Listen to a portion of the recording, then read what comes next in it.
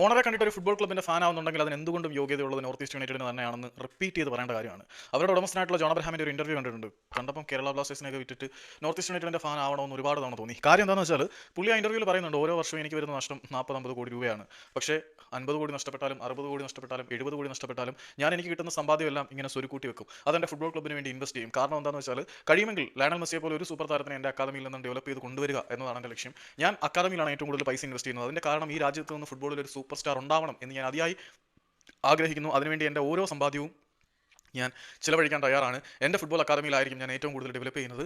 ഏറ്റവും മികച്ച താരങ്ങൾ എൻ്റെ അക്കാദമിയിൽ കൂടി വളർന്നു വരണം എന്ന് ജോൺ അബ്രഹാം ആഗ്രഹിക്കുമ്പോൾ ഏറ്റവും കൂടുതൽ മലയാളി താരങ്ങളെ കളിപ്പിച്ചിട്ടുള്ളത് നോർത്ത് ഈസ്റ്റ് യുണൈറ്റഡ് ആണെന്ന് പറയേണ്ടി വരും. കേരള ബ്ലാസ്റ്റേഴ്സ് ഒക്കെ വിസ്മരിച്ചു പോകുന്ന ഒരുപാട് താരങ്ങളെ north east United Indian super ലീഗിൽ ഇൻട്രൊഡ്യൂസ് ചെയ്തിട്ടുണ്ട്. എത്ര ഇല്ലെന്ന് പറഞ്ഞാലും ഒരുപാട് മലയാളി താരങ്ങൾക്ക് അരങ്ങേറ്റത്തിന് അവസരം കൊടുത്തത് നോർത്ത് ഈസ്റ്റ് യുണൈറ്റഡ് തന്നെയാണ്. അപ്പം ഏറ്റവും മികച്ചതിനെ തങ്ങളുടെ കൂടാരത്തിൽ എത്തിക്കണം എന്ന് ആഗ്രഹിക്കുന്ന അവരുടെ ഉടമസ്ഥൻ്റെ വാക്കുകൾ എത്ര ചിലവായാലും എനിക്ക് കിട്ടുന്ന സമ്പാദ്യമെല്ലാം സേവ് ചെയ്ത് ഇവിടെ ഇൻവെസ്റ്റ് ചെയ്യും. കാരണം എന്താണെന്ന് വെച്ചാൽ എനിക്ക് എൻ്റെ രാജ്യത്ത് നിന്നൊരു മികച്ച താരം വളർന്നു വരണം, അതിൻ്റെ അക്കാദമിയിൽ കൂടി വളരെ ആവണം എന്ന് ആഗ്രഹമുണ്ടെന്ന്. ഇവിടെ ലാഭം മാത്രം നോക്കി എങ്ങനെയൊക്കെ കച്ചവടം ചെയ്യാം അങ്ങനെയെല്ലാം കച്ചവടം ചെയ്യുന്ന ചില ക്ലബ്ബുകളും ഉണ്ട്.